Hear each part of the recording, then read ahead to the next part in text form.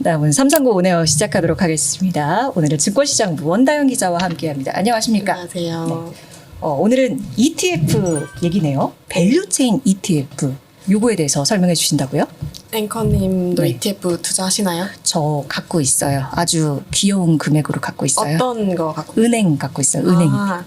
그러면 약간 어떤 산업에 투자하는 테마 ETF라고 할 수 있을 것 네. 같은데 보통 그런 테마 ETF나 아니면 그냥 뭐 코스피 지수, S&P 500 지수 이런 거 추종하는 형태는 좀 그래도 익숙하실 것 같고 아니면 제가 지난번에 소개해드린 거는 뭐 외국인 투자자가 투자하는 종목이나 뭐 워렌 버핏이 투자하는 종목이나 이런 것처럼 특정한 투자 주체가 투자하는 종목들을 포트폴리오로 따라하는 그런 네. 전략의 상품들도 있는데 맞아요. 오늘은 최근에 이제 뭐 밸류체인 ETF라는 이름을 달고 상장하는 상품들이 좀 있어서 관련해서 좀 소개를 해드리려고 합니다.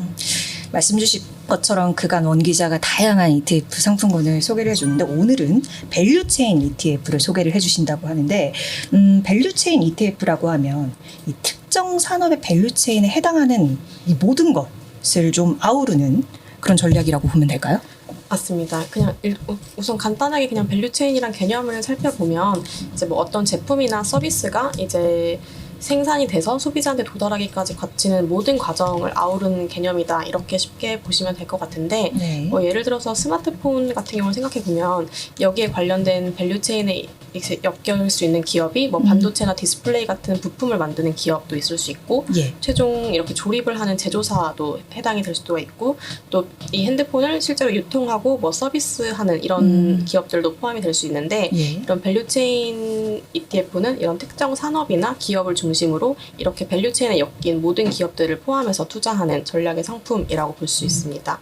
그래서 뭐 실제 상장된 상품을 중심으로 예를 한번 들어보면 네. 올해 초에 플러스 글로벌 원자력 밸류체인이란 상품이 상장이 됐는데요. 예. 이 상품 같은 경우에는 이제 원자력을 중심으로 해서 이제 우라늄 채굴 기업, 뭐 우라늄 농축 기업, 아니면 뭐 원전 설계나 건설 기업, 뭐 소형 모듈 원전 기업 이런 원자력 관련해서 전방 산업이나 후방 산업 관련된 기업들을 모두 포트폴리오에 담고 있어요. 그래서 최근에 뭐 그 AI 산업이 확산되면서 전력이 많이 필요해졌다라는 말 많이 하잖아요. 그래서 원자력이 또 다시 주목을 받고 있고, 그래서 미국도 그래서 원전 르네상스를 강조하고 유럽 국가들도 원래 탈원전 했었다가 이제 다시 돌아오고 있는데 만약에 투자자분께서 이런 맥락에서 나는 원전 산업이 앞으로 좀 유망할 것 같고 성장할 것 같다 이렇게 생각한다면 이 경우에 밸류체인 ETF로 투자를 하면 이 관련된 전후방 산업에 있는 기업을 모두 한 번에 투자할 수 있는 선택지라고 할 수 있습니다.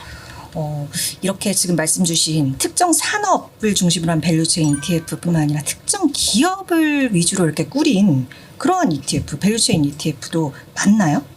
네, 오히려 국내에는 이제 특정 기업을 중심으로 한 밸류체인 ETF들이 더 많은데요.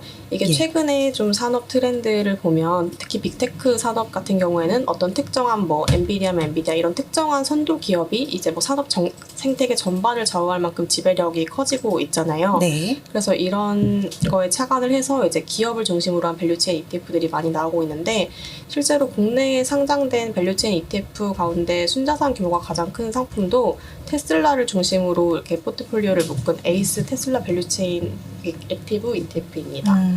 그렇군요. 그래서 이제 그 밸류체인 ETF를 보면 그 특정 산업군을 선도하고 있는 그 기업이 뭔지 또 투자 수요가 많은 기업이 뭔지도 오히려 거꾸로 알 수 있는데요. 그래서 작년에는 애플이나 엔비디아, 구글 같은 그 미국 빅테크주가 많이 중심을 받은 그런 미국 빅테크주를 중심으로 한 밸류체인 ETF들이 주로 상장이 됐는데 올해는 최근까지도 막 중국 기술주가 엄청 핫하잖아요. 네. 그래서 최근에는 뭐 BYD나 샤오미를 중심으로 한 밸류체인 ETF들이 새로 상장되고 있는 추세입니다. 그래서 국내에서 처음으로 지난 7월에 이제 에이스 BYD 밸류체인 액티브라고 이게 중국 기술주를 중심으로 한 밸류체인 ETF로는 국내에 처음 상장된 건데 이게 BYD 같은 경우도 저도 이제 찾아보니까 올해 들어서 이제 글로벌 판매량이 테슬라를 제치고 1위로 올라섰다고 하더라고요. 예. 그래서 그런지 주가도 올해 들어서만 한 16% 넘게 상승을 했고 좀 좋은 흐름이에요. 그래서 이 상품 같은 경우에는 이제 이런 BYD를 비롯해서 뭐 자율주행 시스템이나 배터리 부품사 이렇게 뭐 BYD 밸류체인으로 엮인 기업들로 이제 투자를 하고 있습니다. 예. 또 이번 달에 나온 상품 중에는 하나자산운용에서 샤오미를 중심으로 한 원큐 샤오미 밸류체인 액티브도 상장을 했는데요. 예. 이게 샤오미가 저희가 알기로는 뭐 되게 싼 이렇게 저가형 뭐 배터리나 이런 걸로 많이 썼었는데 최근에는 엄청 사업을 다각화해서 전기차도 내놓고 있고 예. 뭐 AI 사업도 하고 이렇게 하고 있잖아요. 그래서 최근에 이제 주목을 많이 받고 있는데 이제 그런 기업들과 같이 해서 중국 기술주에 한 번에 투자할 수 있는 그런 상품이라고 볼 수 있습니다. 이런 상품 투자할 때 우리가 투자자로서 고려해야 할 점이 있을까요? ETF에 투자하는 게 네. 기본적으로는 어떤 단일 종목에 투자를 하는 것보다는 좀 이제 분산 투자를 해서 변동성을 낮추겠다라는 목적이잖아요. 그래서 특히 우리나라 같은 경우에 좀 규제를 세게 하고 있어서 단일 종목 ETF 같은 경우에는 아예 허용이 되지 않고 또 ETF 내에서 특정 종목에 대해서 한 종목에 대한 투자 비중이 한 30%까지로 제한도 되거든요. 네. 그래서 이렇게 제한이 있는 상황에서 이런 말씀드린 특정 기업을 중심으로 한 밸류체인 ETF를 활용을 하면 어떤 투자자가 난 이 기업은 갈 것 같다, 확신이 있다라고 한다면 좀 베팅을 할 수는 있어요.